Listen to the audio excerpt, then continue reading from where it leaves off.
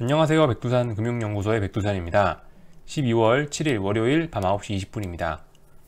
오늘도 좀 아침에 잠깐 녹화하고 나서 계속 집 밖에 나가 있었어요. 그래서 오늘도 시장 안 봤는데 리플도 그래서 지금 들어와서 좀 보고 답변을 좀 달아드렸습니다. 하여튼 오늘도 리플들 많이 달려 있더라고요. 여러분들이 그렇게 달아주시는 리플들이 제 영상을 더욱더 알차게 만드는 것 같습니다. 제 영상 유튜브 보시는 분들은 언제나 이것들을 함께 보시면 더욱더 좋은 거예요. 예를 들어서 이렇게 영상이 있잖아요. 여기 영상 있으면 여기 밑에 제가 항상 오늘 이 영상을 안 봐도 돼요. 이 영상 필요 없습니다. 이 밑에 있는 이것만 보시면 돼요. 밑에 있는 제가 중요한 내용이라 생각하는 것들을 이렇게 요약해 놓은 게 있거든요. 이런 거 보셔도 괜찮고요. 이런 거 좀 잘 봐주셨으면 좋겠고, 또 그리고 여러분들이 이렇게 맨날 달아놓으신 이런 리플과 이런 리플에 대한 답변을 제가 답변을 뭐라고 달아놓는가, 그런 것들을 보시는 게 진짜 어떤 제 유튜브 채널을 활용하는 데 있어서 진짜 더욱더 알차게 활용하는 그런 방법이 아닌가 싶습니다. 어떤 말씀이시든지 다 하세요. 리플에다가 다 쓰세요. 제가 뭐 욕과 비속어 이런 것만 아니면 웬만하면 지우지 않습니다. 그러니까 쓰시고 싶으신 말씀들 쓰시고, 그렇게 써가는 과정 안에서 또 머릿속에 생각이 정리되고 그런 거거든요. 그러면서 또 본인이 한 번 더 늘고 그렇습니다. 저도 여러분들께 웬만하면 답변을 다 달아드리려고 하는 게, 여러분들께 답변 달아드릴 답변을 생각하면서 저도 머릿속에 어떤 지식이나 경험이 또 쌓이거든요. 그런 것들이 사실 제가 유튜브를 운영하는 어떤 큰 목적 중에 하나라고 보고 있습니다. 저도요. 그 부분이 중요한 거죠. 자, 아무튼 오늘도 주식시장을 보면요, 계속 올라가고 있습니다. 그래서 사실 맨날 신고가 쓰고 있는데 제가 이런 상황에서 딱히 예전처럼 분석을 할 만한 게 없어요. 뭐가 일단 상승이 멈추고 짜글짜글 옆으로 기어가든가 어쩌던가 해야지 지지와 저항을 이야기하고 이러는 건데, 보시다시피 요즘은 지지와 저항을 이야기할 만한 그런 게 없습니다.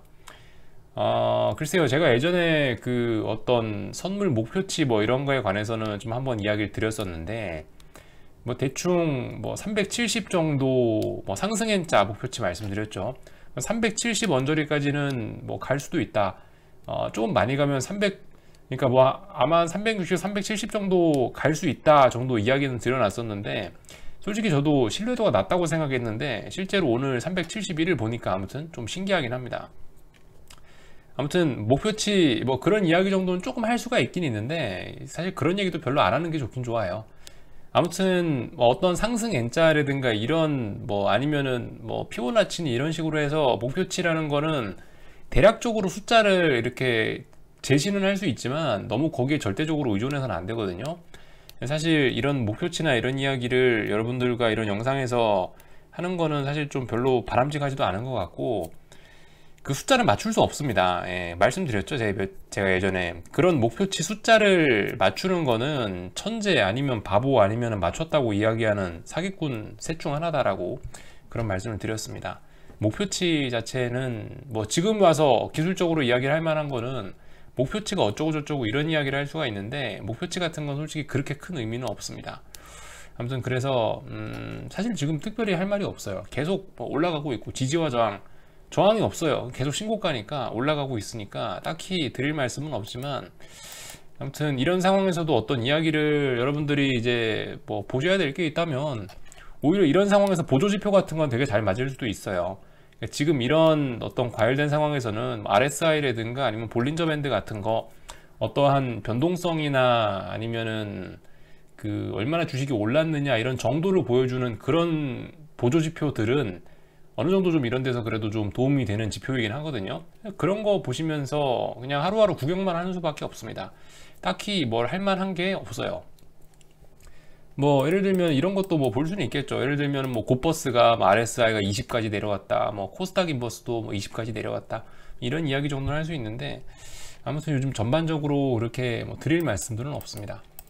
요즘 시장 상황에서 아무튼 독특한 거는 말씀드렸다시피 이 콜옵션이 워낙 미쳐있는 과열 상태이기 때문에, 특히 외가가 굉장히 많이 과열된 상태이기 때문에 요즘 같은 경우는 보시다시피 지수가 조금씩만 올라도 변동성 지수가 이렇게 금방금방 상승을 한다라는 거.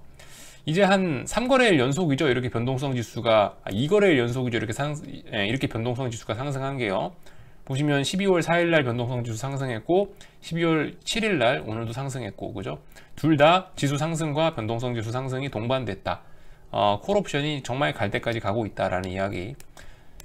그러니까 콜옵션 과열이에요. 그렇다고 여기 와서 상승에 베팅하기도 애매해요. 말씀드렸다시피 계속 과열 구간에 있기 때문에 몇 차 잘못하면은 진짜 조금 먹겠다고 들어가서 왕창 날리는 수도 있기 때문에 목표치가 거의 뭐 어쩔 수 없이 목표치 얘기를 하는데, 어느 정도 목표치는 거의 다 왔거나 더 가봐야 오버슈팅인 상황이라, 이 상황에서 상승으로 들어가는 것보다도 아무것도 안 하고 오히려 하방을 기다리거나 그런 게 더 낫다라는 말씀 드리고 있죠. 말씀드렸다시피 하방 쪽은 아직도 준비가 안 됐어요. 오늘 저기 풋옵션 쪽이 그나마 어떤 뭐 도치형 비스무리한 시가와 종가가 비슷한 그림 정도는 나왔는데, 이런 걸로 뭘 베팅을 할 수 없습니다. 쉬어야 돼요. 아무것도 하면 안 돼요. 아무튼 가만히 있어야 된다 라는 말씀 밖에 드릴 게 없네요. 코스닥 시장 같은 경우는 보시다시피 이렇게 슬슬 이것도 상승 N자라든가 어떤 목표치 같은 건 다 채워놨는데 지금도 계속 슈팅 중인데요. 개인적으로는 이제 이런 게 한번 나와줬어야 된다고 생각해요. 볼린저 밴드를 이렇게 뚫고 올라가는 이런 모습들, 또 그리고 양봉의 길이가 갈수록 길어지는 이런 모습이라든가 상승의 기울기가 이렇게 가팔라지는 모습. 그러니까 상승의 기울기가 이렇게 가팔라지는 모습이 있고 요렇게 가는 모습이 있잖아요. 그러니까 두 가지 패턴이 있단 말입니다. 오르는 게 양봉 이렇게 올라가는데 이렇게 상승을 하긴 하는데, 이것들을 모아보면 가격이 요렇게 갈수록 가파르게 오르는 패턴이 있고 요렇게 하다가 좀 정체가 되는 패턴이 있는데, 어쨌든 주로 어떤 변곡에서의 과열되는 모습은 이런 것들이 대부분이겠죠. 그죠?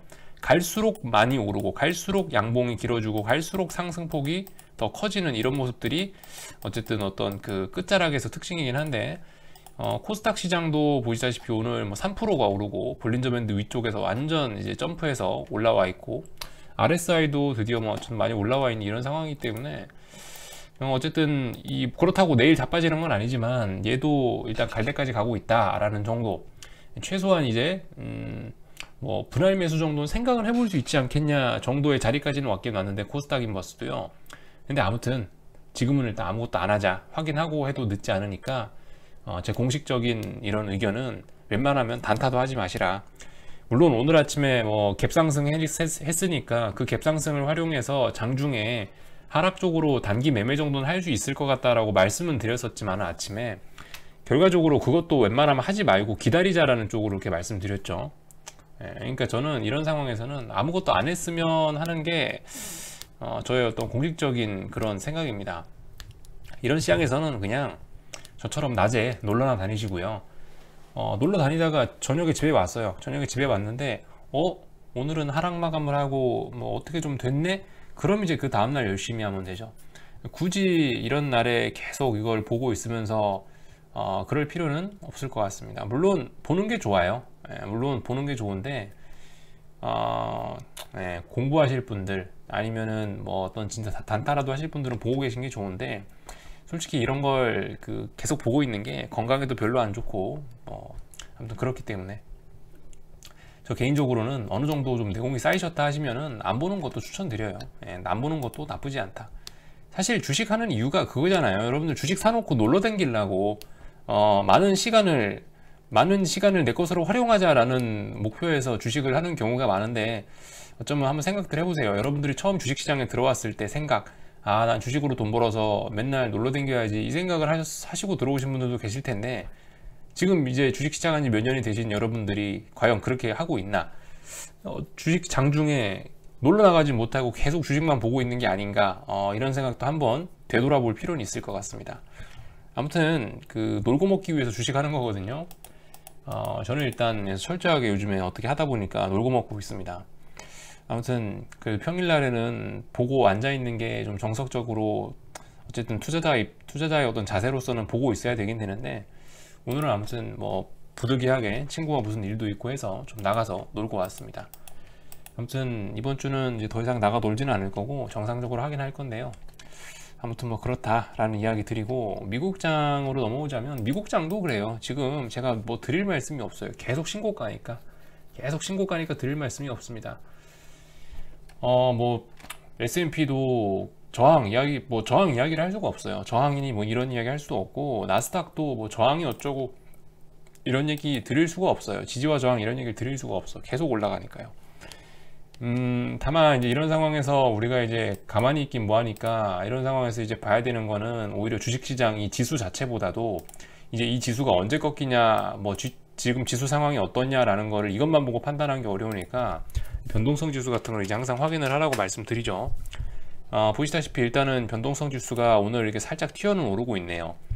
이렇게 됨으로 인해서 일단은 오늘 이게 변동성 지수가 보나마나 갭상승했으니까 제 생각엔 장중에는 다시 이렇게 조금 내려올 것 같다라는 생각은 들긴 드는데요. 보시다시피 그렇잖아요. 변동성 지수가 이 갭상승하면은 꼭 음봉 나오고 갭하락하면은 양봉 나오고 이런단 말이죠. 이 특징인데, 보시다시피 변동성 지수가 일단 오늘 갭상승했으니까 이런 자리에선 별로 갭상승하면 별로 좋진 않은데, 아무튼 갭상승을 해놨으니까 장중엔 조금 내려오지 않겠냐라고 일단 추측 정도는 해보고 있는데요. 길고 짧은 건 대봐야 됩니다. 뭐 얘가 이러면서 양봉으로 더 올라갈지 어쩔지는 아무튼 지금으로서는 알 수가 없지만, 아무튼 중요한 거는 최소한 어떤 작은 이런 트렌드는 생기기 시작했다라는 거. 변동성이요, 변동성이 가만히 보시면요, 여기 좀 확대한 겁니다. 변동성이 여기 요값, 여기 요날 고점을 넘어갔잖아요. 이날 고점을 넘어서서 지금 고점을 높였죠. 그리고 여기는 이날 저점을 높였잖아요, 그죠? 말씀드렸다시피 이런 그림이 필요하다라고 말씀드렸죠. 이런 그림이 필요하다라고 말씀드렸는데, 지금 어느 정도 이런 그림은 만들어 가는 것이 아닌가. 왜냐하면 여기 고점을 높였기 때문에, 여긴 이 고점을 높였기 때문에, 그래도 이번에는 변동성 지수가 옛날과는 달리, 옛날에는 보시면 이런 식으로 저점도 높아졌지만 고점도 낮아졌단 말이죠. 이런 식으로 어떤 삼각 수렴형이 나왔는데, 최소 일단 이런 삼각 수렴형이 아니고 이번에는 고점이 높아지네? 야, 이번엔 수렴형이 아니고 고점이 높아지는 어떤 채널형이 이런 모습이 나오고 있네? 라는 거를 좀 눈치는 채셔야 될 것 같습니다.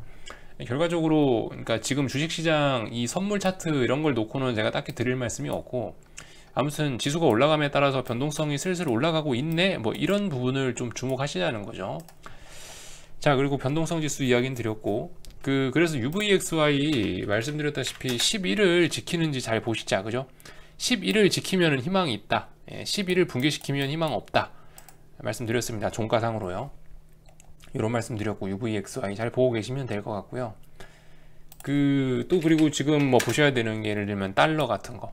아무튼 달러가 올라오긴 올라왔네요. 또 오늘 또 굉장히 장중에 암울하게 또 달러가 또 빠지고 있더니만 또 올라왔는데 90.7 90.7을 이렇게 하면은, 만약 이대로 완성이 된다면, 이 양봉이 오늘 완성이 된다면 90.7을 3거래일 동안 지킨 꼴이 일단 되긴 되겠습니다. 그 이후로 뭐 계속 올라갈지 아니면 이렇게 또 눌렸다 이렇게 갈지 어쩔지 모르겠지만 90.7이라는 자리를 지키는지 여부 보시라고 말씀드렸죠. 이 정도 말씀드렸고요. 딱히 뭐 지금 상황에서 뭐 어떻게 뭐 드릴 말씀이 없네요, 그죠?